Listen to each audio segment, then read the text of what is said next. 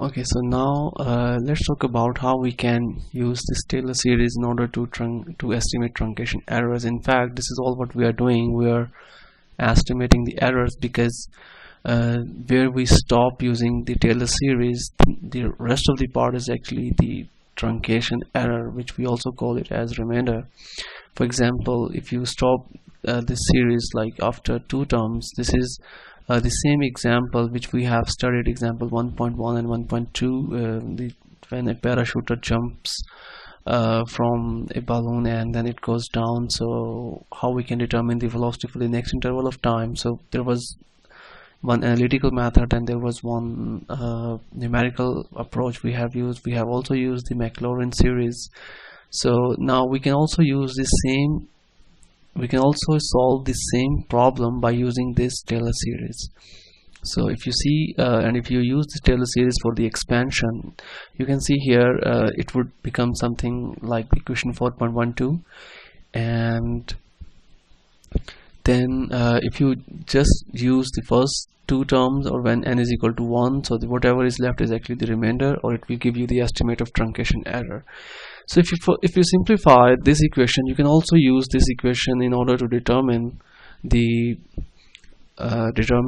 first derivative. For example, if we want to know what is the first derivative and we have the velocity for the next interval of time, then we can use this Taylor series for evaluation of first derivative.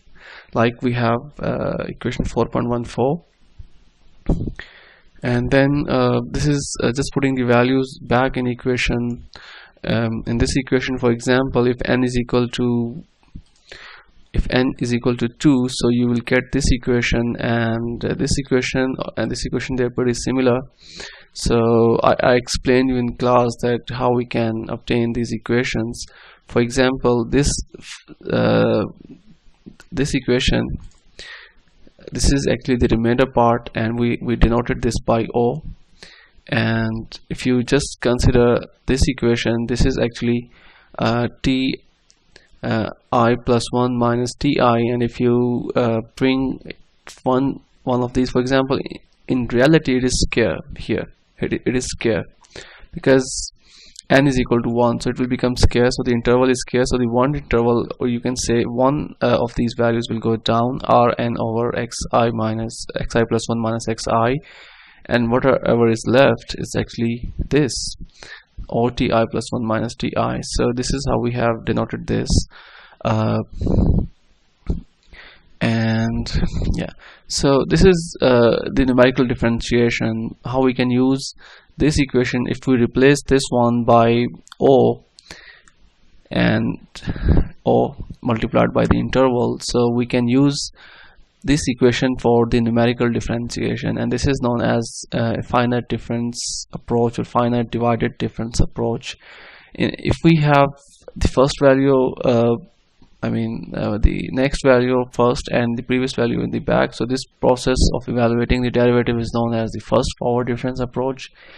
And if we have the other, like we have the we use the previous value, okay, and current value is xi, so if we use this approach, then it is known as the backward difference approach. And if we use xi plus 1 minus xi minus 1 divided by 2h, if we use this equation, and if we use not the exact value at which we have to determine the x, but one value previous and one value later, or the preceding value or the previous value, so these two values if we use, then we can determine the value of the derivative by using this equation. Okay, so why this is OH square? Because we have some substitutions, and I'm not going in detail because we are more concerned about this result, and this is actually the equation that we will use in order to determine the first derivative, and this is the amount of error that we can have during the evaluation procedure. So then I did one example in the class, and what is that example which is important for us? That example is 4.4, and then I told you that how you can use example 4.4 to 4.8. So what is this example 4.4? Just let's have a very quick view of this example. Example 4.4, yeah, here it is. So we have to use the forward and backward difference approach for OH and central difference approach for OH square. In fact, we have to estimate the first derivative. This is the unknown which we have to use. Fx is given, and we have to repeat this example for two values of x. First, the x is equal to 0.5, and then the x is equal to 0.25. And we have done this example in the class as well. So first of all, let's use the forward difference approach. So in the forward difference approach, what we actually need the two values, one fxi and xi plus 1, and the difference between these two is interval. Okay, so if we have the interval is given h. So how we can get the next value? For example, the interval is given and the value of x is 0.5. so how we can get this is xi, and how we can get the next value by adding interval into it, and how we can get the previous value by subtracting interval from xi. And if we put these values here in this equation, the value of xi minus 1 and xi plus 1, so we will get the corresponding values of fxi minus 1, fxi and fxi plus 1, and then we can use the forward difference approach in order to find out the derivative, and this is the derivative 1.45.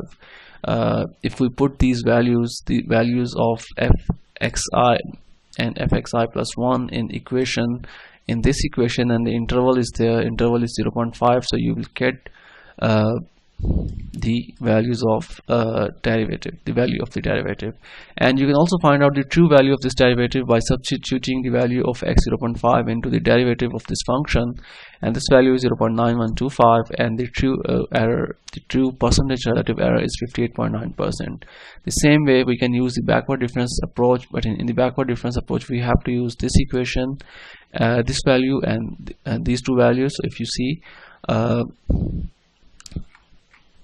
if you see the value of fxi, that is 0.925, so it is substituted here, and the value of fxi minus 1.2, so it is substituted here, and we have f dash, the first derivative of the function, and this is the error, the true error, percentage relative error. And this is how we can determine using the backward difference approach. And now the next is the central difference approach. So in the central difference approach, what we have h is equal to here we have 2h, and this is fxi minus 1.2 sorry 0.2 fxi plus 1, and then subtracted this value from this minus 1.2 or 1, so we have 9.6%. So we have established the same procedure has been adopted for h is equal to 0.25 once the interval is changed. So we can see that in all these cases the error is minimum when we have used the central difference approach or the central divided difference approach. So this approach we will use for our next example, and that example is in fact example 4.8. Okay, so what is this example 4.8? Yeah, we have to determine the value of a derivative, and I just explain you in general what is this example. The function is same, the value of x is same, the interval is 1 now, and we have to progressively divide the step size by a factor of 10 to demonstrate how round of error becomes dominant as the step size is reduced. So in other words, we have to see the behavior of the error with step size. So if we change the step size, so what will happen to the error? Now this error we can say it's a true error because we have the true value in this case. In your book he has the author has made one MATLAB program, and we can solve the same example using the Microsoft Excel. Okay, so we have the problem or sample example 4.8. So first thing what we need, interval. How much is the interval? We call it h. And then how much is f? What is fx? Okay, and then, or you can say the f dash x, the true value. In fact, this is the true. I can just write here true value. This we can obtain, we already have it in the question. And then f x I plus 1, because we are going to use the central difference approach. And then the next is fxi minus 1, and then the same derivative, but that is using the Taylor series. We can call it the approximate values, and then the true error,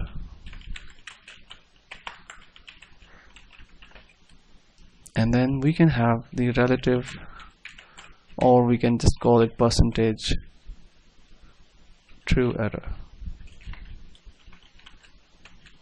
It is in fact relative. We will divide it by the true value. Okay, so how much is h for the first case? It is 1, and the f dash x, the true value, is given here. Is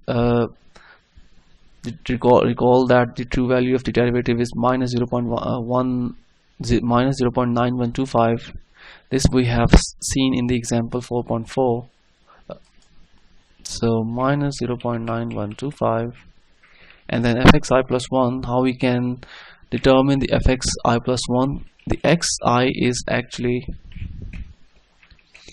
is equal to 0.5. So how we can find out the fxi plus 1? We can find out the fxi plus 1 by putting the, for example, the fx is by substituting x with xi plus 1. So how we can get xi plus 1? It is actually x plus h. So in fact we need one more column here before that, which is x. So the value of x here is 0.5. And what is the function? The function is 0.1 into x to the power 4 minus 0.15 x cubed minus 0.5 x squared minus 0.25 x plus 1.2. Okay, minus 0.1 multiplied by x plus h raised to the power 4 minus 0.15 multiplied by x plus h multiplied raised to the power 3 minus 0.5 into x plus h multiplied by raised to the power 2 minus 0.25 into x plus h plus 1.2. So this is fxi plus 1. And how we can evaluate? The only thing here now, it should be x minus h or h minus g. So we use the same function here, but instead of this value we will say it is h minus g, h8 minus g8, h8 minus g8. Okay, and then I will copy the same thing for the rest of the values here.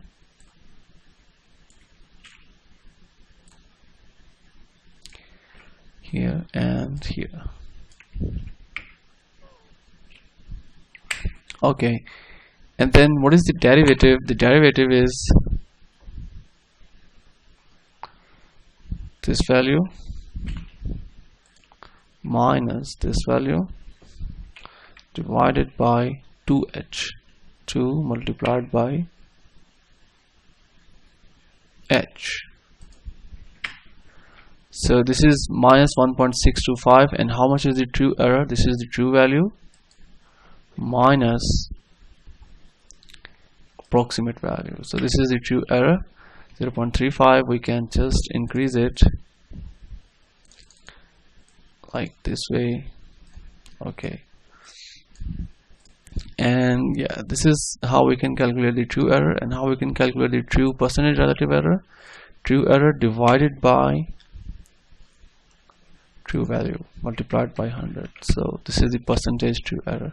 It is negative because we have this value. So but in most of the cases we are actually interested that whether these values are increasing or decreasing, or how the percentage error or the true error is close to the 0. So we are not concerned about the magnitude, whether it is positive or negative. I mean, we are not concerned about the sign, but we are concerned about the value or the magnitude, that whether it is close to the zero or not. So that is why it is recommended to use absolute values of error here.